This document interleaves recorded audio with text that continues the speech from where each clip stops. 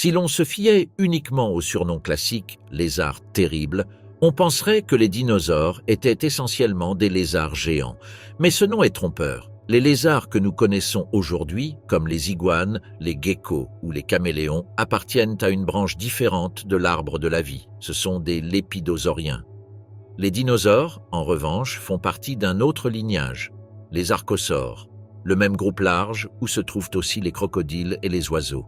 De l'extérieur vers l'intérieur, leur structure des hanches, des chevilles, de la cage thoracique et du crâne raconte une histoire très différente de celle des lézards. Ce n'étaient pas des lézards agrandis, ce sont des animaux avec leur propre manière de marcher, de respirer et de grandir.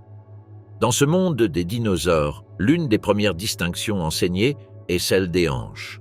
On parle généralement de deux grands lignages, ceux à hanches de lézard et ceux à hanches d'oiseau.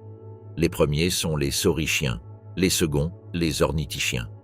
La différence réside dans l'orientation des os du bassin.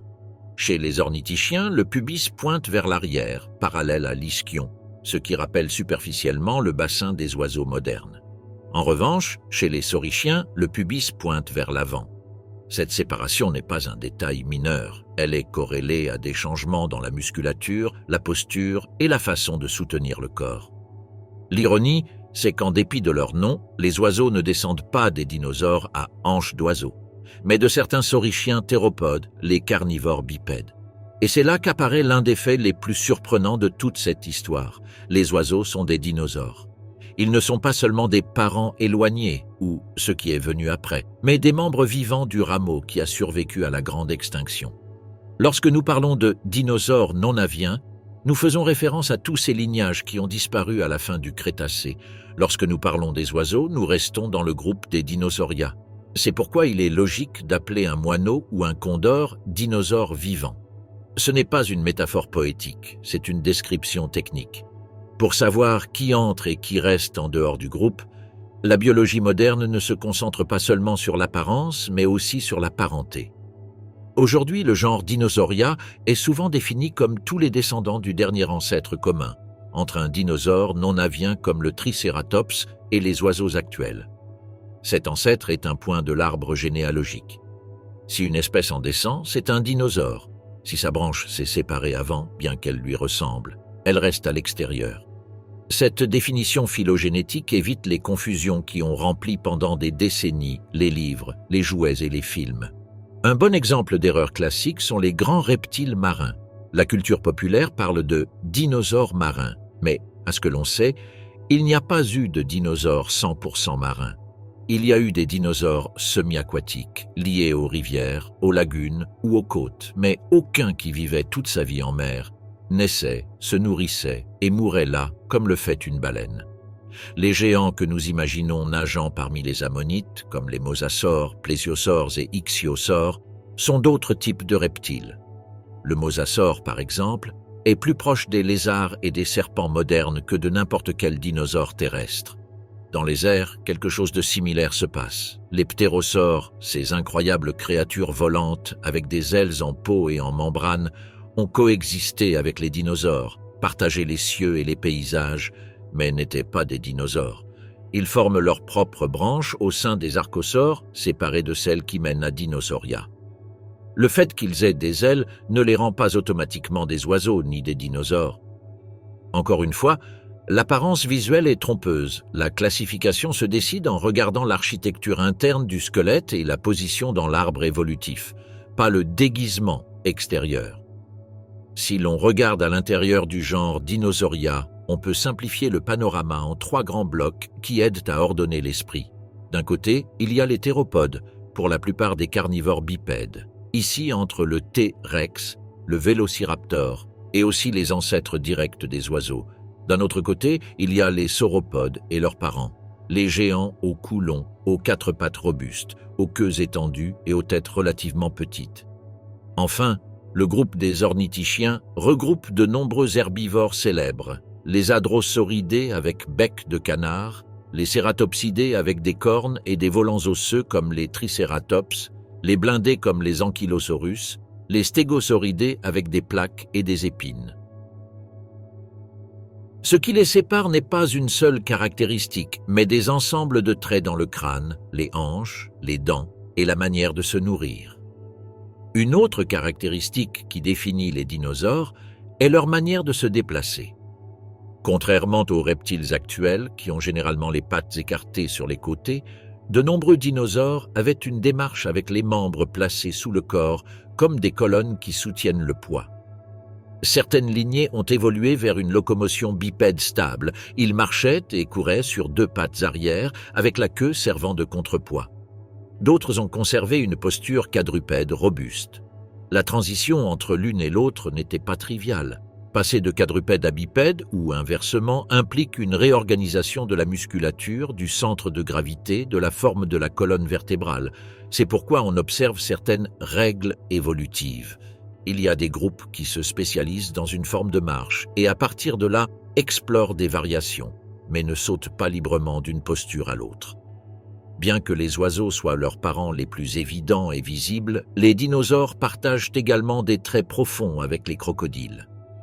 Les crocodiliens actuels conservent des caractéristiques des archosauriens primitifs, des crânes avec des fenêtres spécifiques, un type particulier de cheville, des motifs similaires dans la forme du cœur et dans la structure des œufs.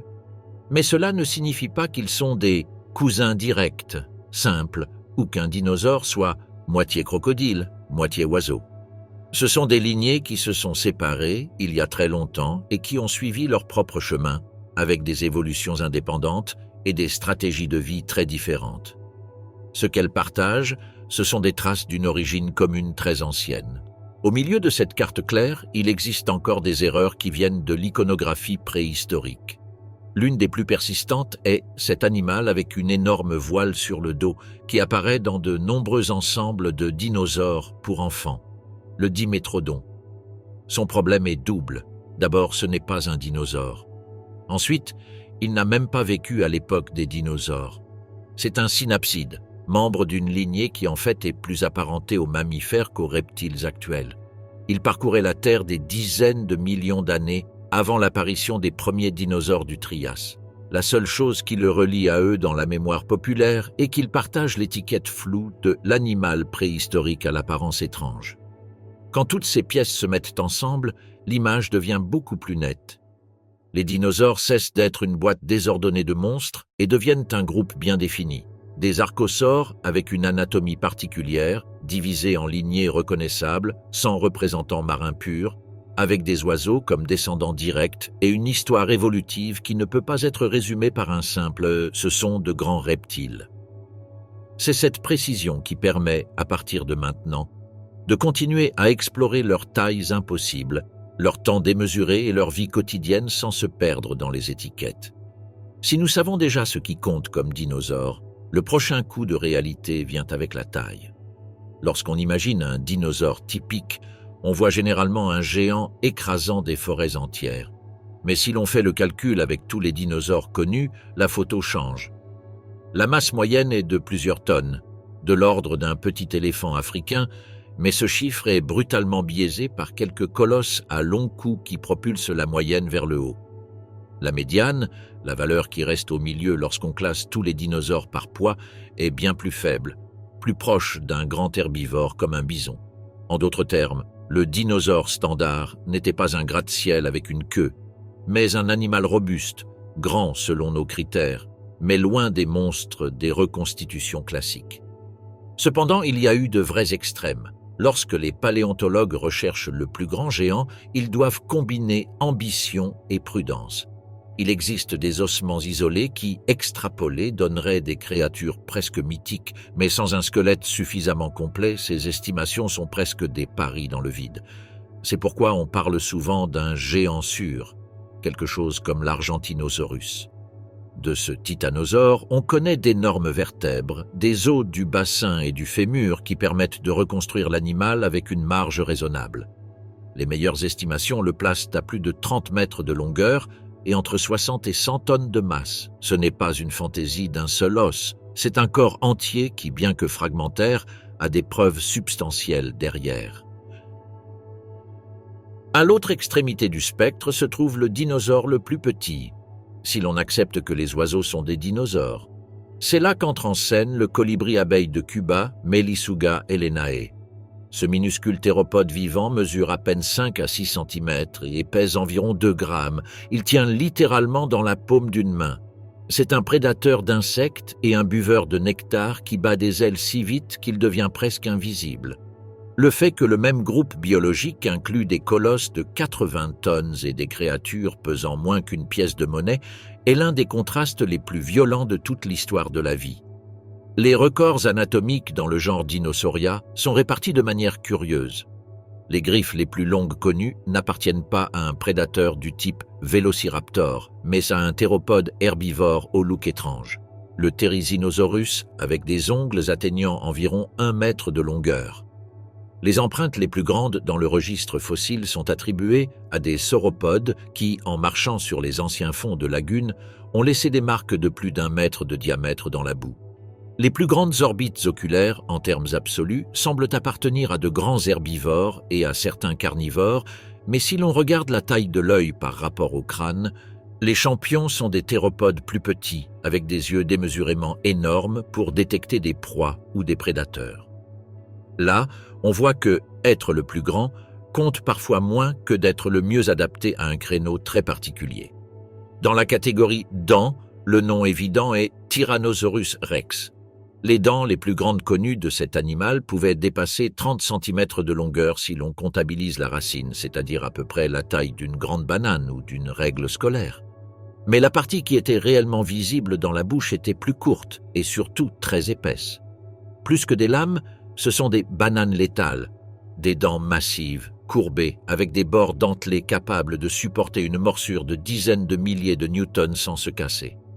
La comparaison domestique sert de piste visuelle, mais en termes biomécaniques, le secret n'était pas seulement la longueur, mais la robustesse de chaque pièce.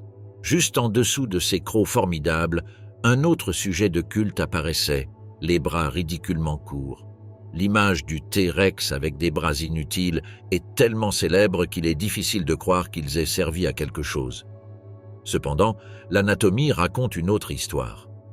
Les os des membres antérieurs sont très robustes et les zones où se fixaient les muscles montrent des surfaces larges, ce qui suggère une musculature puissante pour la taille du bras.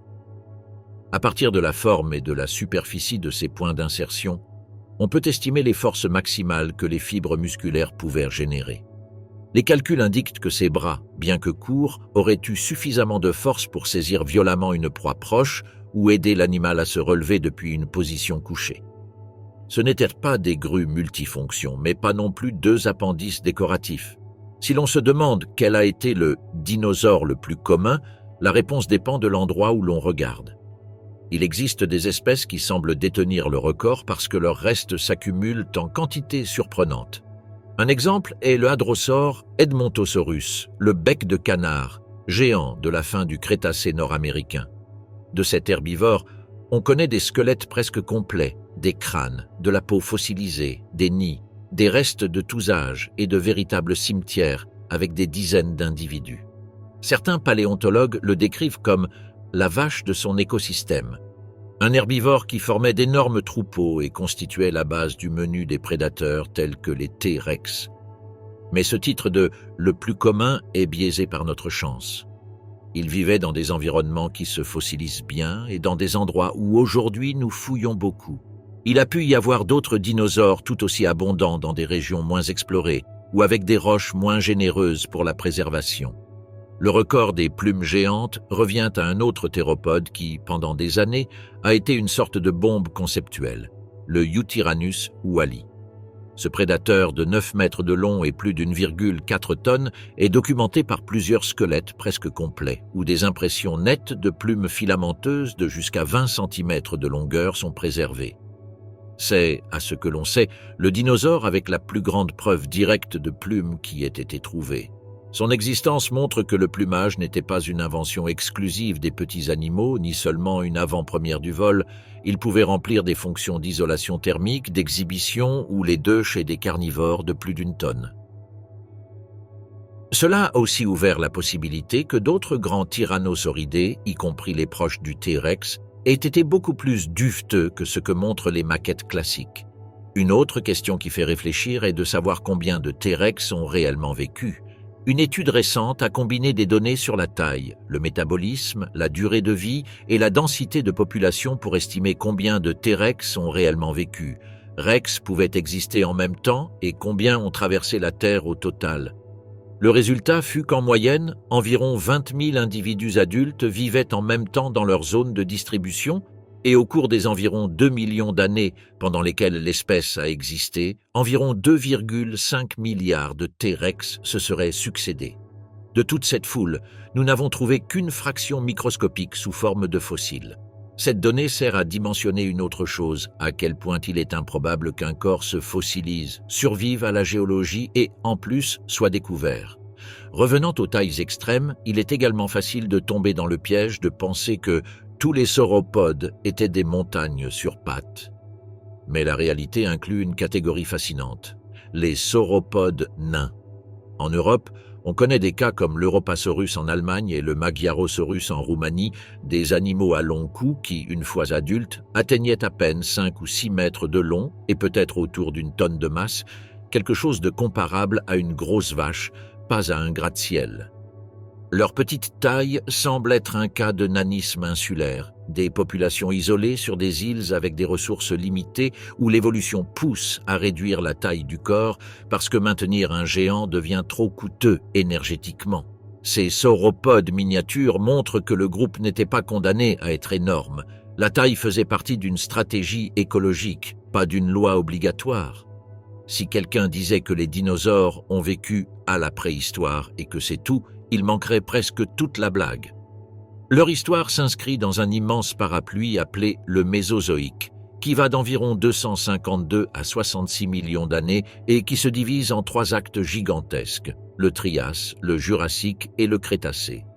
Le Trias, entre 252 et 201 millions d'années, est le début, un monde chaud avec le supercontinent Pangée encore uni et les premiers dinosaures apparaissant timidement parmi d'autres reptiles. Le Jurassique, entre 201 et 145 millions d'années, est l'époque de l'expansion. Les continents commencent à se séparer, les dinosaures se diversifient et les grands sauropodes et théropodes deviennent les acteurs dominants. Le Crétacé, entre 145 et 66 millions d'années, est l'acte long et complexe où les continents ressemblent un peu plus à ceux d'aujourd'hui, de nombreux lignées célèbres apparaissent, et à la fin, le rideau tombe avec une extinction massive. Et puis, à la fin du Crétacé, arrive celle qui nous est la plus célèbre, l'extinction KPG, ou limite Crétacé-Paléogène. Il y a environ 66 millions d'années, un astéroïde d'environ 10 km de diamètre a percuté ce qui est aujourd'hui la péninsule du Yucatan, formant le cratère de Chicxulub. L'énergie libérée a généré des tremblements de terre, des tsunamis, des incendies mondiaux et surtout un nuage de poussière et d'aérosols qui a assombri le ciel pendant des mois, voire des années. La photosynthèse s'est effondrée, les chaînes alimentaires se sont effondrées et environ 75% des espèces de la planète ont disparu, y compris tous les dinosaures non aviaires, les ptérosaures et de nombreux groupes marins. Lorsque l'on pose la question du premier dinosaure, la réponse devient floue. Il existe des candidats sûrs, comme l'Éoraptor ou le Herrerasaurus, vieux de 230 millions d'années, petits et bipèdes, trouvés en Argentine, qui s'intègrent sans aucun doute dans le groupe des Dinosauria. Mais plus loin, dans des roches datant d'environ 243 millions d'années en Tanzanie, apparaît le Nyasasaurus, un animal très fragmentaire que certains proposent comme le dinosaure le plus ancien connu. Et d'autres le considèrent encore comme un parent proche, mais pas un dinosaure complet. Cette hésitation est intéressante car elle montre comment fonctionne la véritable science. Avec des fossiles incomplets, la frontière entre premier dinosaure et presque dinosaure est une discussion ouverte. Pendant longtemps, on a répété que, lorsqu'est arrivé l'astéroïde, les dinosaures étaient déjà en déclin. Certaines études suggéraient une possible baisse de la diversité à la fin du Crétacé et affirmaient que l'impact n'était que le coup de grâce pour un groupe déjà affaibli. Mais des analyses plus récentes, qui combinent des datations plus précises et des comptages plus détaillés des espèces, ne trouvent pas de preuves claires d'un déclin global avant l'extinction. Même de nouveaux gisements en Amérique du Nord, datés avec une grande précision, montrent des faunes diverses quelques centaines de milliers d'années seulement avant l'impact, ce qui suggère que de nombreuses communautés de dinosaures prospéraient jusqu'à peu de temps avant la catastrophe. La réalité semble être moins une extinction lente qu'une fête brutalement interrompue. À cette échelle temporelle si fine, un détail qui fascine les géologues est le soi-disant os le plus jeune, juste en dessous de la limite KPG, la fine couche dans les roches qui marque l'extinction d'il y a 66 millions d'années. Dans certaines régions, on trouve un intervalle de sédiments au-dessus du dernier os de dinosaure et en dessous de la couche d'iridium, la trace de l'impact qui suggère un petit silence dans l'enregistrement. Aucun reste de dinosaure exactement collé à la limite, mais quelques mètres de roches vides. Cela ne prouve pas qu'ils aient disparu avant l'astéroïde. Cela peut simplement indiquer qu'au cours de cette période, les os n'ont pas été préservés ou qu'ils n'ont pas encore été trouvés. En géologie, quelques mètres de sédiments peuvent équivaloir à des centaines de milliers d'années, ou à un clin d'œil, selon le lieu. L'une des comparaisons de dates les plus dévastatrices pour notre intuition est celle des Stegosaurus versus les Tyrannosaurus rex. Le Stegosaurus a vécu principalement au Jurassique supérieur, il y a environ 155 millions d'années. Quant au T-Rex, il apparaît très tard, à la fin du Crétacé, il y a environ 68 millions d'années. Autrement dit, il y a un écart d'environ 80 millions d'années entre les deux. En revanche, entre le T-Rex et nous, les Homo sapiens sapiens ou les êtres humains modernes, il n'y a que 66 millions d'années. Dit brutalement, le Stegosaurus est plus éloigné du T-Rex dans le temps que le T-Rex ne l'est de notre propre espèce. Avec d'autres dinosaures célèbres, il se passe quelque chose de similaire. Le Spinosaurus, par exemple, a vécu approximativement entre 100 et 94 millions d'années au Crétacé moyen, dans ce qui est aujourd'hui le nord de l'Afrique. Le T-Rex, comme nous l'avons déjà vu, apparaît près de 30 millions d'années plus tard en Amérique du Nord, vers la fin du Crétacé. Si l'on veut attribuer un nombre à la royauté des dinosaures, il faut décider depuis quand on commence à compter. Les premiers dinosaures confirmés du genre sont apparus il y a environ 230 millions d'années. Leur extinction, si l'on exclut les oiseaux, a eu lieu il y a 66 millions d'années. Cela donne environ 160 millions d'années d'histoire continue. Si nous élargissons un peu le cadre pour inclure les racines du lignage au début du Trias, le chiffre approche des 180 millions d'années, pendant lesquelles les dinosaures et leurs proches parents se sont différenciés et ont pris de l'importance. Dans tous les cas, nous parlons d'un ordre de grandeur qui fait que toute la civilisation humaine, avec ses villes, ses empires et ses satellites, n'est qu'une petite ligne à la fin du trajet. Le passage du temps lui-même était mesuré différemment à l'époque des dinosaures, car la rotation de la Terre était légèrement plus rapide. L'interaction gravitationnelle avec la Lune ralentit lentement la rotation de la planète. Nous savons, grâce à des fossiles avec des anneaux de croissance journaliers et saisonniers, comme les coraux anciens, les coquilles de mollusques et les sédiments rythmiques, qu'il y a des centaines de millions d'années, l'année avait plus de jours et chaque jour était un peu plus court. Les données d'un mollusque datant d'il y a environ 70 millions d'années indiquent que l'année comptait alors environ 372 jours, ce qui implique des jours d'environ 23 heures et demie. C'est-à-dire que pendant que les derniers dinosaures non aviaires marchaient, le matin arrivait un peu plus tôt, et le soir aussi. Un autre élément qui modifie le cadre est que l'extinction de la fin du Crétacé n'a pas été la première grande crise de la vie sur Terre. Avant cette grande fin, il y a eu au moins 4 extinctions massives reconnues, celle de la fin de l'Ordovicien, celle de la fin du Dévonien, la gigantesque extinction Permien-Trias et celle de la fin du Trias. Certaines classifications ajoutent d'autres crises mineures ou discutent du fait que nous entrons dans une 6e extinction provoquée par l'activité humaine. Lorsque l'on parle de 6 extinctions avant la fin, il s'agit généralement de cette chaîne de catastrophes précédentes qui ont nettoyé le plateau plusieurs fois avant que les dinosaures n'apparaissent ou pendant leur diversification. Ce n'est pas un comptage rigide, mais une manière de se rappeler que la planète avait déjà traversé de multiples répétitions générales de l'apocalypse. Et après la disparition des dinosaures, une question revient toujours. Pourquoi les oiseaux ont-ils survécu quand leurs cousins géants ne l'ont pas fait? La réponse probable mêle plusieurs facteurs.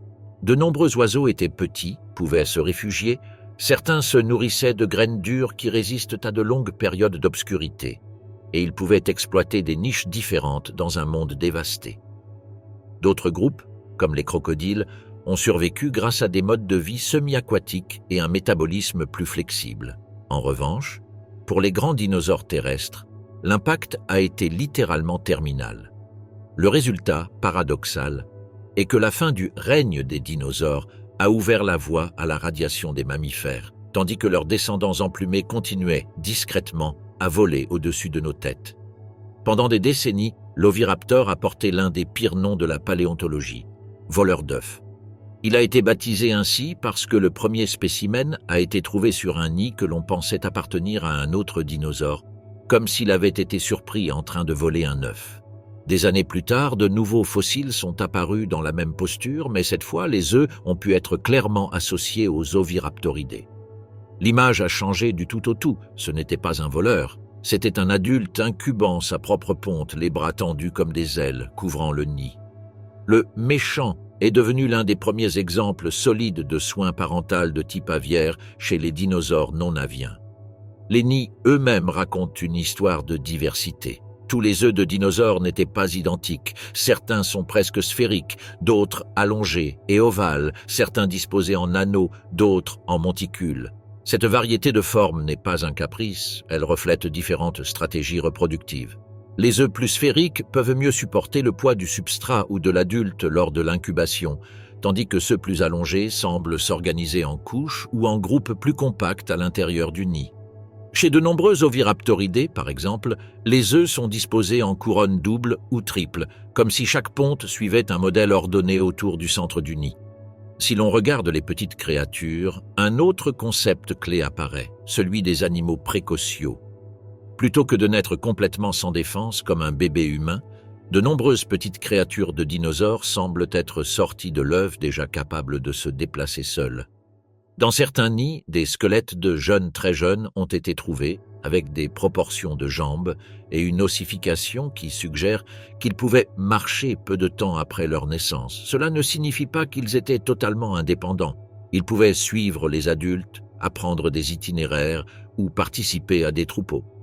Mais leur degré de développement à la naissance, plus proche de celui d'un poussin que de celui d'un jeune mammifère altricial, indique une stratégie où la mobilité précoce était vitale pour fuir les prédateurs ou se déplacer dans un environnement changeant.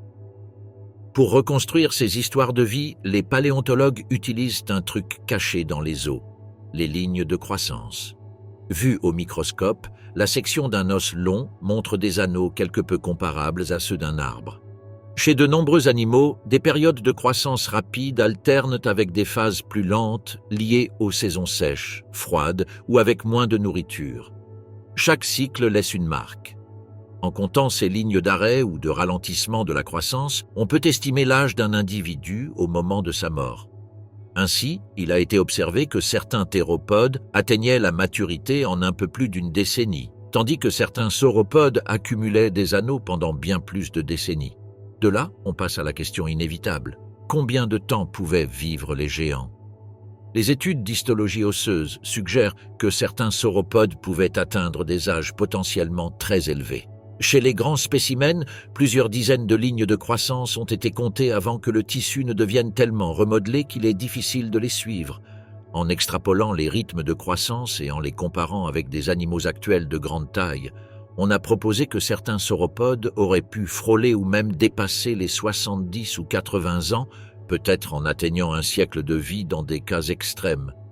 Ils n'étaient pas seulement de grands animaux, ce étaient des organismes qui investissaient des décennies pour construire des os colossaux et les soutenir.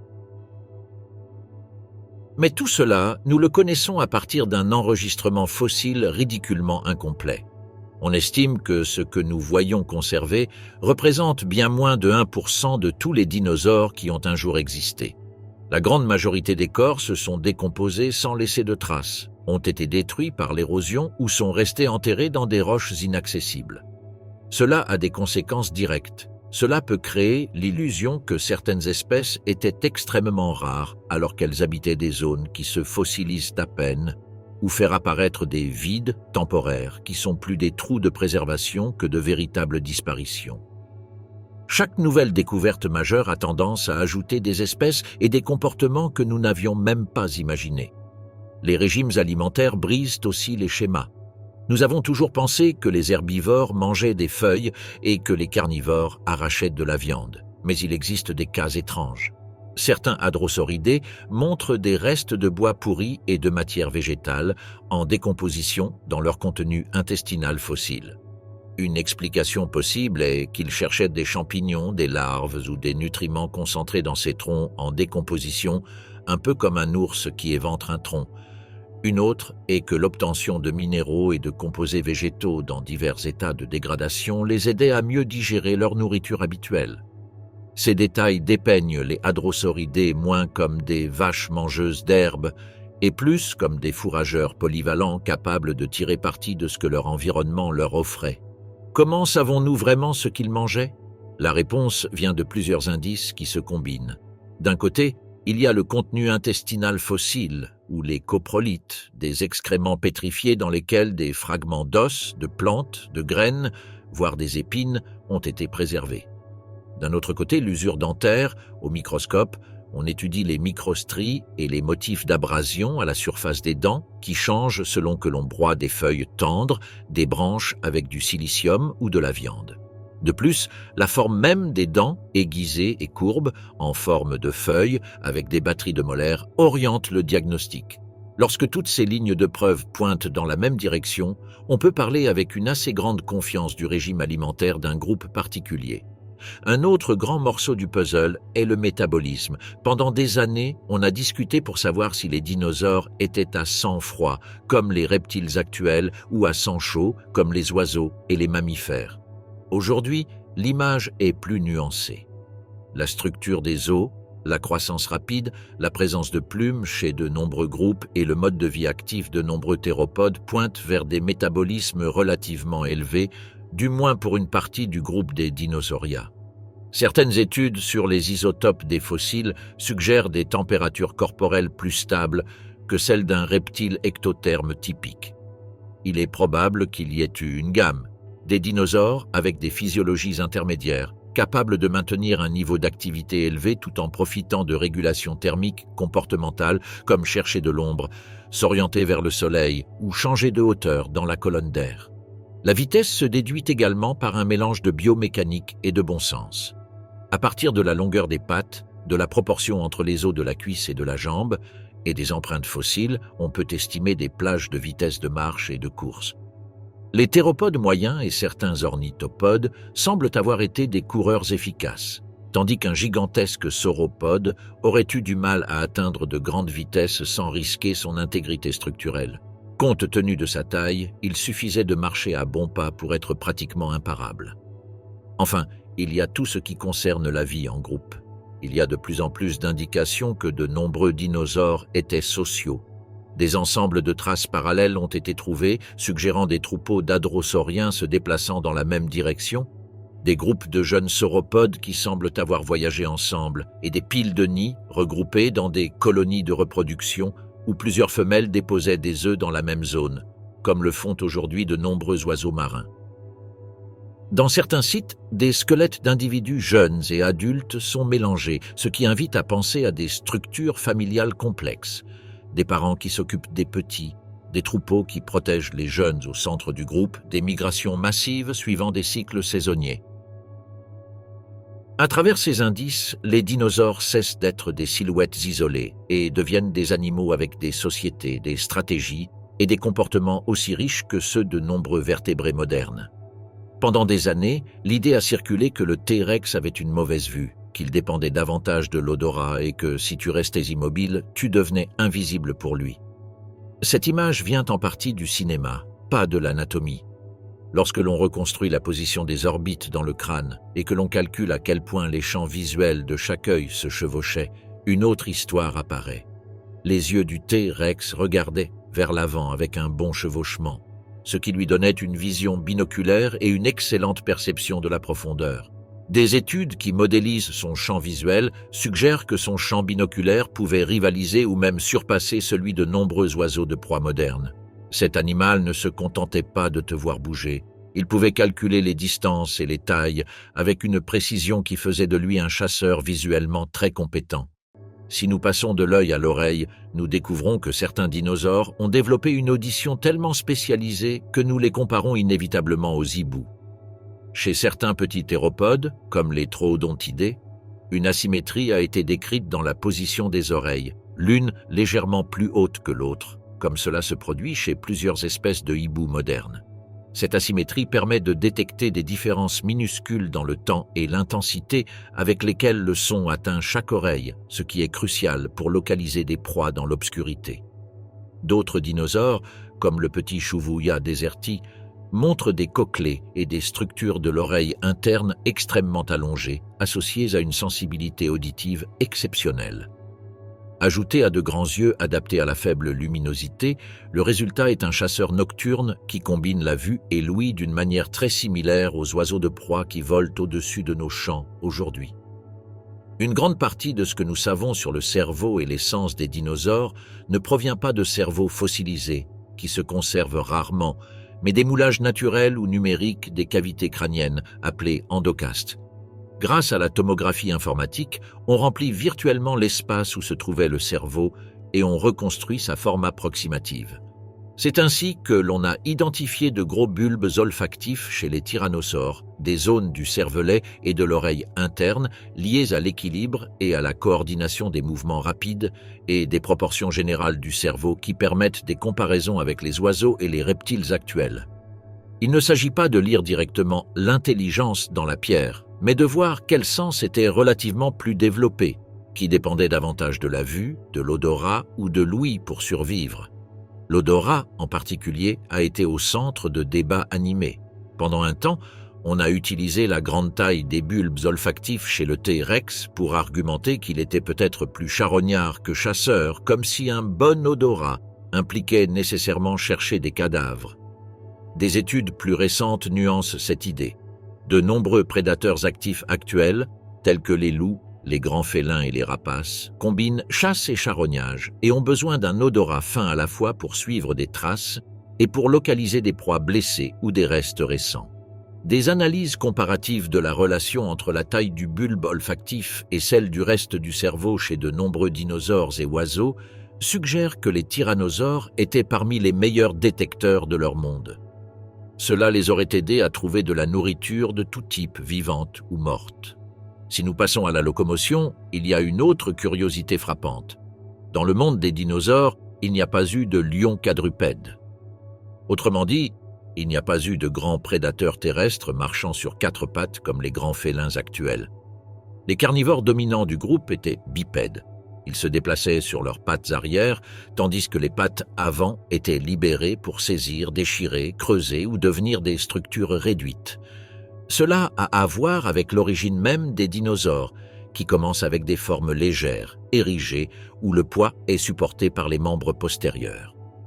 À partir de là, l'évolution a affiné le bipédalisme chez les carnivores et a réservé la quadrupédie robuste pour de nombreux herbivores, dont le problème central était de supporter un poids énorme et de traiter de grandes quantités de plantes, pas de poursuivre des proies à grande vitesse. Cette manière de marcher, avec le corps équilibré sur 2 colonnes arrière, est tellement efficace qu'elle inspire aujourd'hui les ingénieurs en robotique. Les robots bipèdes que l'on voit dans les laboratoires et les démonstrations, capables de monter des escaliers, de maintenir l'équilibre lorsqu'ils sont poussés ou de courir sur un terrain irrégulier, bénéficient de concepts déjà résolus chez les théropodes il y a des dizaines de millions d'années. Centre de masse bas et vers l'arrière, pas relativement long, articulation qui absorbe les chocs et une queue ou structure équivalente, parfois une batterie, un bras ou un contrepoids, qui aide à stabiliser le mouvement. Le corps d'un dinosaure bipède est une leçon de biomécanique sur la manière de se déplacer efficacement en utilisant le moins d'énergie possible, quelque chose que les robots essaient encore d'égaler. Les plumes, qui pendant longtemps ont été imaginées comme quelque chose d'exclusif aux oiseaux volants, se révèlent dans les fossiles comme des structures multifonctions. Chez de nombreux théropodes non volants, les plumes étaient de simples filaments ou touffes, qui servait d'isolant thermique, maintenant la température corporelle stable dans des climats froids ou variables. Dans d'autres cas, elles étaient organisées en éventails caudaux ou crêtes, parfaites pour la signalisation visuelle. Attirer un partenaire, intimider des rivaux, reconnaître des individus au sein du groupe. Dans les lignées qui ont finalement atteint le vol, ces plumes se sont spécialisées, aplanies et ont formé des surfaces aérodynamiques sur les bras et la queue. Mais même là, elles ont continué à remplir plusieurs rôles: vol, isolation, camouflage et exhibition. Un même invention évolutive, résolvant plusieurs problèmes à la fois. Certains dinosaures, au lieu de tout miser sur la vitesse ou le camouflage, ont investi d'énormes ressources dans des armures et des défenses. Les stégosaures ont développé des plaques dorsales et des queues armées. Les ankylosaures, des boucliers osseux dans la peau et des massues au bout de la queue. Les cératopsiens, des volets osseux et des cornes spectaculaires. Ces structures offrent des avantages évidents: dissuader les attaques, résister aux morsures, voire rendre les coups capables de fracturer les os d'un prédateur. Mais elles ne sont pas gratuites. Elles nécessitent du calcium, de l'énergie et du temps pour croître. Elles ajoutent du poids, ce qui peut réduire la vitesse et rendre chaque mouvement plus coûteux. C'est un équilibre délicat. L'animal sacrifie la légèreté et parfois l'efficacité énergétique, en échange de devenir un rival très dangereux ou une proie peu rentable. En plus des dents et des cornes, de nombreux dinosaures disposaient d'armes moins évidentes. Certaines queues agissaient comme des fouets capables de frapper latéralement avec force. Chez les ankylosaures, la massue caudale pouvait fonctionner comme un marteau contre les jambes et les côtes d'un attaquant. Les griffes des mains et des pieds servaient à déchirer, saisir, creuser ou grimper selon le groupe. Des crânes renforcés, comme ceux des pachycéphalosaures, sont conçus pour supporter des impacts, ce qui suggère des chocs de tête ou des poussées violentes entre individus, que ce soit pour le territoire, une partenaire ou la hiérarchie. Même un corps massif, bien équilibré, peut devenir une arme de charge. Un cératopsien fonçant la tête basse et les cornes en avant combinent masse, vitesse et structure osseuse en un projectile vivant. Et, au milieu de tant de faits sérieux, la paléontologie laisse aussi de la place pour l'humour. Le meilleur exemple est le célèbre Thagomizer. Pendant des années, l'ensemble des pics à la queue des stégosaures n'avait pas de nom spécifique. En 1982, une bande dessinée de The Far Side de Gary Larson montrait un homme des cavernes pointant la queue d'un stégosaurus et disant « Nous appelons cette partie le Thagomizer, en l'honneur du défunt Tag Simmons ». La blague a tellement bien fonctionné que certains paléontologues ont commencé à utiliser ce terme dans leurs conférences et publications, presque en plaisantant au début. Au fil du temps, Thagomizer est devenu un nom informellement accepté pour désigner l'ensemble des épines caudales des stégosaures, apparaissant dans les musées, les livres de vulgarisation et même dans les travaux techniques. Une blague de vignette a fini par donner un nom à l'une des armes les plus emblématiques du monde des dinosaures. Si l'on pense au son des dinosaures, presque tout ce que nous imaginons vient du cinéma. Mais il y a un cas où la science s'est rapprochée de quelque chose de concret, le Parasaurolophus. Ce hadrosaure avait une crête longue et creuse reliée au système respiratoire, un peu comme un énorme instrument à vent intégré au crâne. En scannant cette crête avec des tomographies et en reconstruisant son intérieur en 3 dimensions, les chercheurs ont pu modéliser comment l'air vibrerait en passant par ces tuyaux. Le résultat est un grave résonnant, semblable à un corps profond ou à un didgeridoo. Ce n'est pas un enregistrement du passé, mais une simulation soutenue par une anatomie réelle suffisamment précise pour parler d'un son probable, pas seulement imaginé. En ce qui concerne les couleurs, la révolution est venue de structures microscopiques appelées mélanosomes, de petits organites contenant des pigments. Dans certains fossiles exceptionnels, notamment ceux des théropodes à plumes et des oiseaux primitifs, on trouve des empreintes de plumes si fines qu'elles révèlent, au microscope électronique, ces structures alignées. Leur forme et leur distribution ressemblent beaucoup à celles des oiseaux actuels. Des mélanosomes allongés associés au noir et gris, d'autres plus sphériques liés à des teintes rougeâtres ou brunes. En comparant des motifs fossiles avec une base de données d'oiseaux modernes, on peut inférer si un dinosaure avait des plumes sombres, claires, tachetées, ou même avec des zones plus saturées. Ce n'est pas une photo en couleur, mais bien une carte raisonnable de la palette de base. Un motif de couleur qui apparaît encore et encore chez les animaux actuels et qui a probablement existé chez de nombreux dinosaures, est la contrecoloration, un dos plus sombre et un ventre plus clair. Cela aide à casser le volume du corps lorsque la lumière vient d'en haut. De loin, l'ombre sur la partie inférieure et la lumière sur la partie supérieure se compensent, faisant paraître l'animal plus plat et difficile à distinguer de l'arrière-plan. Chez certains dinosaures fossilisés avec une bonne conservation des motifs, ce type de schéma a été suggéré, ce qui pointe vers des modes de vie où le camouflage visuel était essentiel, des prédateurs en embuscade dans les forêts, des herbivores tentant de passer inaperçus dans les plaines ou sur les bords des lacs. Au-delà des tons mats, il y a des indices de quelque chose d'encore plus frappant, l'iridescence. Dans certaines plumes fossiles, la disposition extrêmement ordonnée des mélanosomes et des couches ultra-fines suggère que celles-ci ne produisaient pas seulement de la couleur par pigment, mais aussi par structure, comme les plumes d'un colibri ou d'un étourneau métallique. Cela impliquerait des reflets changeants selon l'angle de la lumière, des brillances vertes, bleues ou violettes qui ne sont pas constantes, mais qui clignotent lorsque l'animal bouge. Cette iridescence est généralement associée chez les oiseaux modernes à l'exposition sexuelle, à la reconnaissance entre individus ou à des signaux de statut au sein du groupe. Un autre indice fascinant sur la coloration réside dans la différence entre les jeunes et les adultes. Dans certaines lignées actuelles, les jeunes ont des motifs rayés ou tachetés qui les camouflent mieux, tandis que les adultes affichent des couleurs plus contrastées pour attirer un partenaire ou imposer le respect. Quelque chose de similaire a pu se produire chez les dinosaures. Les jeunes, plus vulnérables, arborant peut-être des dessins qui les cachaient dans la végétation, et avec la croissance, ces motifs changeaient à mesure que le rôle de l'individu dans le groupe se transformait. Bien qu'il soit difficile de le confirmer fossile après fossile, les comparaisons avec les oiseaux et reptiles actuels, ainsi que certains indices sur des spécimens de différents âges, soutiennent l'idée de changements ontogénétiques de couleur. L'environnement façonne également la palette. Un dinosaure vivant dans des forêts denses avait tout son sens de présenter des verts ternes, des bruns et des motifs brisés qui se mêlaient aux ombres et aux feuilles. Dans les zones de dunes et de désert, les colorations sable et gris, avec un dos plus sombre et des flancs plus pâles, seraient plus efficaces.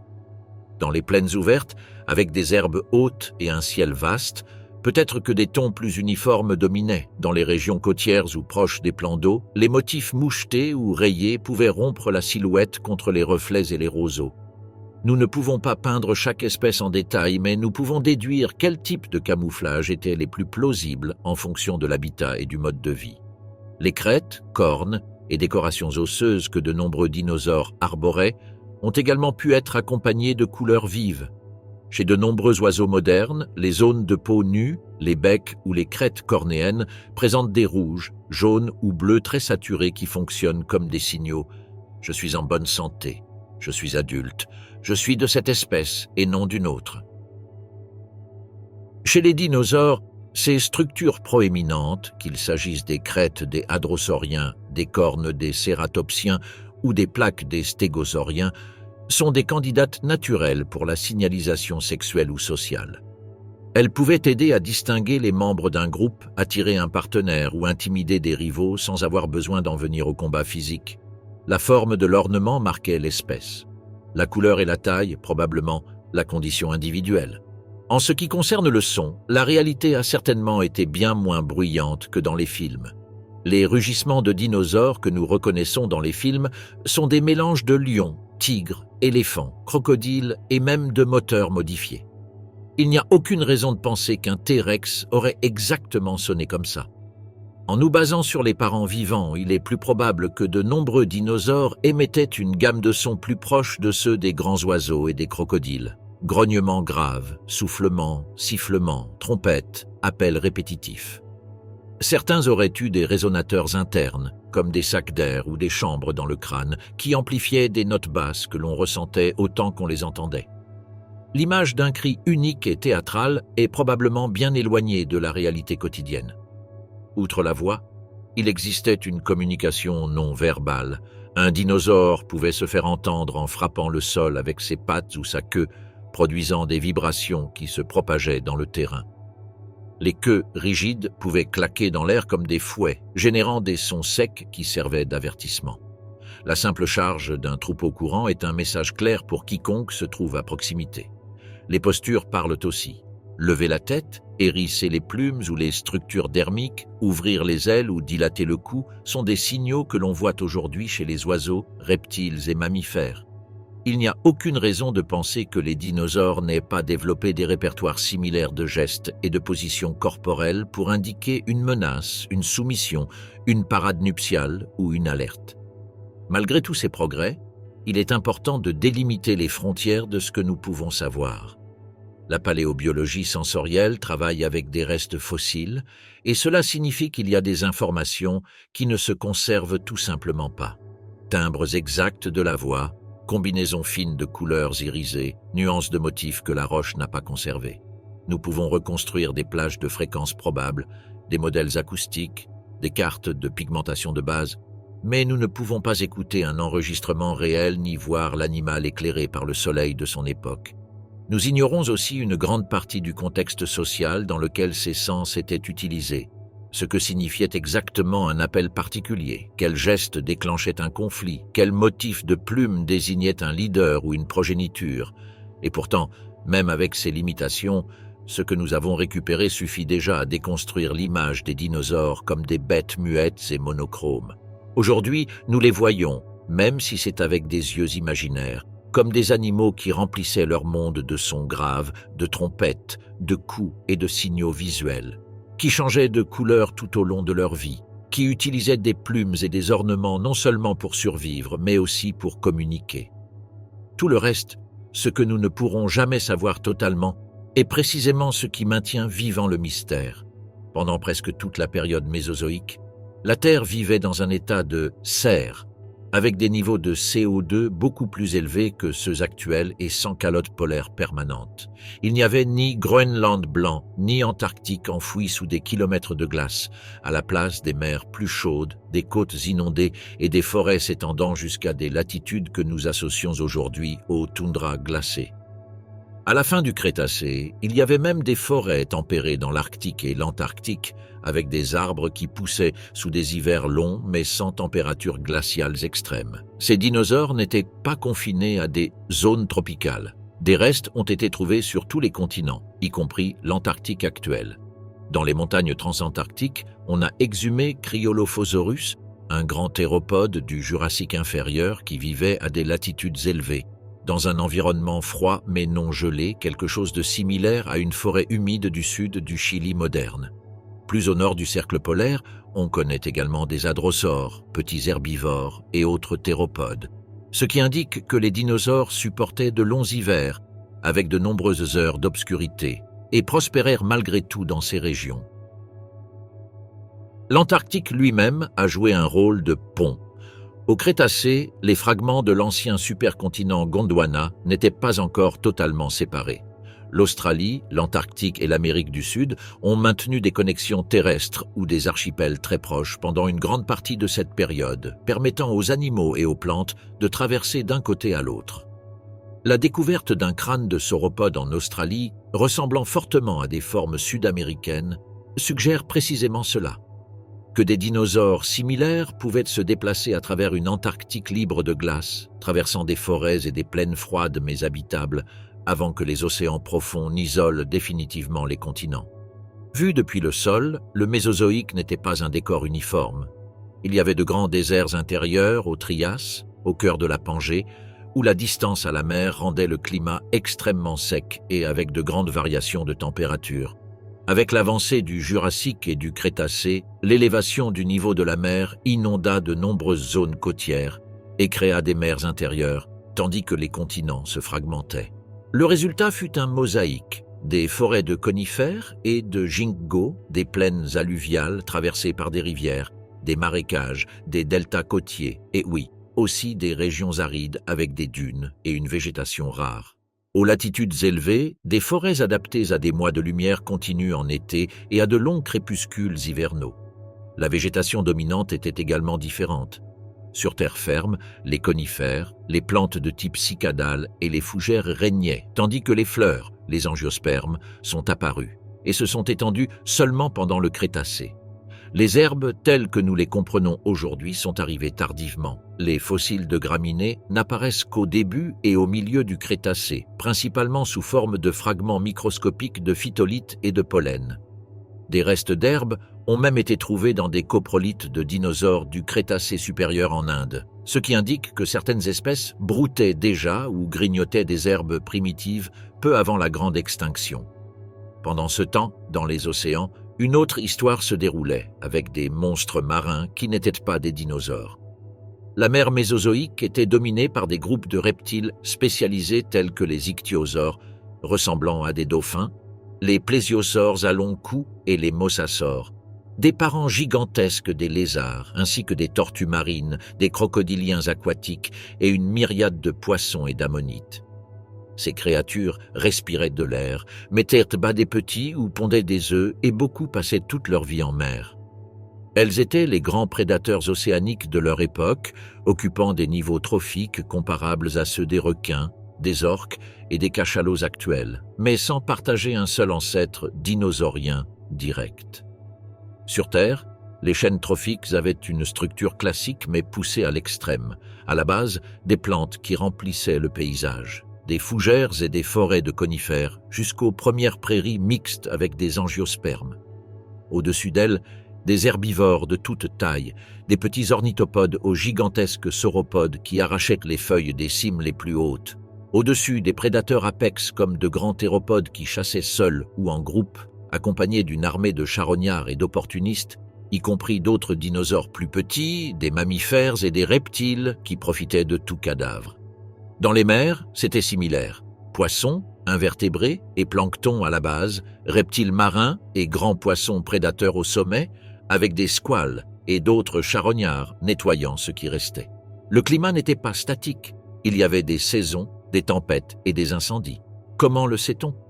Les anneaux de croissance dans les troncs fossilisés révèlent des alternances entre des saisons favorables et des périodes de stress, comme des sécheresses ou des froids extrêmes. Les couches de charbon dans les sédiments sont la trace des incendies de forêt, allumés par des éclairs dans des forêts denses, tout comme aujourd'hui. Les roches, avec des structures de tempête, telles que des vagues violentes ou des dépôts d'inondations soudaines, témoignent de cyclones, de pluies intenses et de crues soudaines de rivières. Tout cela dessine un planète dynamique. Ce n'est pas une serre uniforme, mais un monde avec des saisons marquées, des phénomènes extrêmes et des paysages qui changeaient année après année. Dans ce contexte, entre un fait qui capte toujours l'attention, l'eau que les dinosaures ont bu est, en grande partie, la même que nous buvons aujourd'hui. Les molécules de H2O circulent sur la planète dans un gigantesque cycle fermé. Elles s'évaporent des océans et des rivières, forment des nuages, tombent sous forme de pluie ou de neige, parcourent le sol, pénètrent dans les lacs, les nappes phréatiques, les plantes et les corps des animaux, et recommencent. Cela signifie que l'eau dans ton verre a fait de nombreuses boucles autour du Soleil, a traversé des glaciers, des mers intérieures, des tempêtes tropicales et des déserts. Et à un moment donné, elle a pu faire partie d'une flaque où buvait un hadrosaure ou coulait dans le sang d'un théropode après une chasse. Il n'y a pas d'eau nouvelle. Il n'y a qu'un même stock qui se recycle depuis des milliards d'années. Enfin, la distribution par latitude a obligé les dinosaures à s'adapter à des conditions très différentes selon qu'ils vivaient près de l'équateur ou près des pôles. Dans les zones tropicales et subtropicales, le défi était la chaleur élevée et, dans de nombreux cas, la saisonnalité des pluies, des mois humides suivis de longues périodes sèches. Plus près des pôles, le problème était la lumière, des étés avec des journées presque infinies, et des hivers avec de longues nuits et un froid prolongé, bien qu'il n'y ait pas de froid polaire extrême comme celui d'aujourd'hui. Les faunes de haute latitude montrent des signes de stratégie variés. Certains dinosaures migraient peut-être sur des centaines ou des milliers de kilomètres suivant le climat favorable. D'autres, en particulier les petits théropodes et herbivores, semblent être restés toute l'année, comptant sur des plumes isolantes, des forêts denses, des terriers ou des métabolismes plus efficaces pour supporter l'obscurité et le froid. Ainsi, le monde des dinosaures cesse d'être une simple carte postale de forêt jurassique. Il devient une planète vivante, plus chaude qu'aujourd'hui, mais avec des saisons, des tempêtes et des contrastes, où la distribution de la chaleur, de l'eau et de la lumière façonnait des écosystèmes complets. des forêts antarctiques au désert de l'intérieur de la Pangée. Un fait très curieux est que la majorité des dinosaures que l'on voit dans le film Jurassic Park ne sont pas du Jurassique, mais du Crétacé. Le Tyrannosaurus rex, le Vélociraptor, le Triceratops lui-même, tous appartiennent à la fin de l'ère des dinosaures, des dizaines de millions d'années après le Jurassique. Le mot « Jurassique » a été choisi parce qu'il sonnait bien, parce que le nom était déjà présent dans un roman antérieur, et parce qu'il évoquait l'Antiquité. Mais si l'on s'en tient strictement au point de vue géologique, une grande partie du casting vedette devrait appartenir à Cretaceous Park. Le cas du Dilophosaurus est encore plus extrême. Dans le film, il apparaît comme un animal relativement petit de la taille d'un grand chien, avec une crête déployable sur le cou et la capacité de cracher du venin à distance. En réalité, le Dilophosaurus wetherilli était beaucoup plus grand. Il pouvait dépasser les 6 mètres de longueur et c'était un théropode considérable, avec des mâchoires puissantes et une crête double frappante sur le crâne, mais sans crête déployable ni glande venimeuse connue. Il est très probable que ce soit un prédateur de taille moyenne du début du Jurassique et non un petit clown tueur. Le cinéma a pris un dinosaure réel et l'a personnalisé pour lui donner un profil plus théâtral et reconnaissable. Bien avant que la paléontologie n'existe en tant que science, les humains trouvaient déjà de gigantesques os sortant des pentes et des carrières. Sans cadre évolutif, ces restes devaient s'inscrire dans les récits existants. En Chine, de grands os fossiles ont été interprétés pendant des siècles comme des os de dragon, et ils étaient moulus pour être utilisés dans des médecines traditionnelles. En Méditerranée, des fossiles de grands mammifères et dinosaures pouvaient devenir la preuve de héros mythologiques ou de créatures légendaires. Un crâne déformé pouvait être interprété comme le reste d'un cyclope, un fémur énorme comme la jambe d'un géant d'époque lointaine. La roche parlait, mais les humains traduisaient son langage en récits, mythes et légendes. En Europe, lorsque les érudits ont commencé à collectionner des pierres curieuses pendant la Renaissance et l'époque moderne, un autre type de confusion est apparu, la confusion biblique. Les grands ossements s'intégraient très bien à l'idée des géants mentionnés dans les textes religieux. Certains naturalistes précoces croyaient que ce qu'ils voyaient étaient des restes d'humains géants précédant le déluge. Peu à peu, avec l'avancement de l'anatomie comparée, il est devenu évident que ces vertèbres, dents et fémurs, ne correspondaient à aucun modèle humain. Ils appartenaient à autre chose, à des créatures qui n'étaient plus. Cette transition, de lire les fossiles comme la preuve de géants bibliques à les comprendre comme la preuve de mondes antérieurs, a été l'un des changements de mentalité les plus profonds de l'histoire de la science.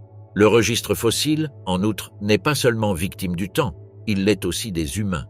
Au cours des derniers siècles, les guerres, les bombardements et les pillages ont détruit des fossiles uniques.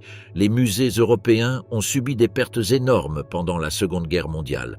Des collections entières de dinosaures, de reptiles marins et d'autres vertébrés ont été réduites en débris par des explosions et des incendies. Des sites dans des régions en conflit ont été pillés ou détruits sans documentation, de sorte que des pièces précieuses ont été envoyées sur le marché noir sans contexte géologique ni localisation précise. Chaque fossile perdu n'est pas seulement un objet brisé, c'est une page arrachée du livre de l'histoire de la vie qui ne peut plus être lue. À cela s'ajoute le phénomène des enchères millionnaires. Certains squelettes complets ou presque complets de dinosaures atteignent des prix astronomiques lorsqu'ils sont mis en vente, des millions de dollars payés par des collectionneurs privés, des entreprises ou des personnes désireuses d'exposer le fossile dans une villa, un hôtel ou une collection fermée. Pour la science, le dilemme est fort. D'un côté, ces ventes peuvent financer des fouilles et des travaux sérieux. De l'autre, lorsqu'un spécimen clé finit dans une maison privée sans accès pour les chercheurs, on perd la possibilité de l'étudier en profondeur, de le scanner, de le comparer et de le réexaminer avec de nouvelles techniques. La tension entre le fossile en tant que patrimoine scientifique et le fossile en tant qu'objet de luxe est l'un des débats les plus vivants de la paléontologie actuelle. Le cas du Stegosaurus apex condense beaucoup de ces tensions. Il s'agit d'un squelette exceptionnellement complet de Stegosaurus qui a été préparé comme pièce d'exposition de très haut niveau et mis sur le marché avec un nom propre, presque comme s'il s'agissait d'une marque. L'idée même de baptiser commercialement un individu fossile et de le promouvoir comme un trophée montre à quel point la culture, l'argent et la science se mêlent. Pour certains, c'est un moyen de lever des fonds et d'attirer l'attention du public. Pour d'autres, c'est un symptôme de la façon dont le spectaculaire et la valeur économique peuvent éclipser la valeur scientifique et éducative de ces restes. Tous les pays n'ont pas la même présence dans ce jeu fossile, et ce n'est pas par chance, mais par une combinaison de géologie, d'histoire et de ressources. Les États-Unis, la Chine, l'Argentine, le Canada et la Mongolie, par exemple, apparaissent maintes fois dans les titres parce qu'ils réunissent des conditions idéales, de vastes zones de roches du Mésozoïque exposées en surface, des climats arides qui favorisent l'érosion et laissent les fossiles à découvert, et du moins dans certaines régions et époques, des investissements dans l'exploration paléontologique. La Chine a fourni beaucoup des fossiles de dinosaures à plumes les mieux conservés au monde. L'Argentine, des géants sauropodes et des faunes très anciennes du Trias, la Mongolie, les classiques théropodes du désert de Gobi. La géologie offre les fossiles, la société décide si elle a le temps et l'argent pour aller les chercher. En revanche, il existe des régions du monde où les gens croient qu'il n'y a pas de dinosaures, simplement parce qu'on ne les a jamais trouvés encore. Dans de nombreux cas, l'explication n'est pas magique, mais purement géologique. Le type de roche qui affleure en surface peut être trop ancien ou trop jeune, ou être recouvert par une végétation dense, des sédiments modernes, des villes, des cultures. Dans d'autres endroits, les strates de la bonne époque sont présentes, mais il n'y a pas de tradition d'exploration paléontologique ni de ressources pour des campagnes systématiques. Là où quelqu'un voit une absence de dinosaures, un géologue voit une carte de couches, de failles et d'événements qui expliquent pourquoi, à cet endroit de la planète, la fenêtre sur le Mésozoïque est fermée ou enterrée. Et pourtant, malgré les guerres, les pertes, les ventes et les trous géologiques, l'héritage des dinosaures continue de croître dans deux directions à la fois. D'un côté, il y a l'héritage vivant, les oiseaux. Chaque moineau, chaque poule, chaque condor ou pingouin est un dinosaure moderne, un descendant direct de ces théropodes à plumes qui ont survécu à l'impact de la fin du Crétacé. Leur diversité, leur comportement et leurs succès écologiques sont la continuation d'une histoire qui ne s'est pas interrompue il y a 66 millions d'années, elle a simplement changé de protagoniste. D'autre part, il y a l'héritage que nous continuons à déterrer. Chaque année, de nouvelles espèces de dinosaures sont décrites, des animaux que personne n'avait imaginés exactement ainsi, avec des combinaisons inattendues de traits, de taille, de cornes, de plumes ou d'habitudes. Ces espèces n'apparaissent pas maintenant. Elles ont été enterrées pendant des dizaines ou des centaines de millions d'années, attendant que l'érosion les découvre et qu'une équipe de paléontologues passe à ce moment précis. Le fait que le catalogue continue de s'élargir est un rappel de combien nous savons encore peu et de tout ce qui reste à découvrir. En fin de compte, c'est peut-être le meilleur héritage que les dinosaures laissent à la science et au public, la sensation que le passé reste ouvert, plein de surprises.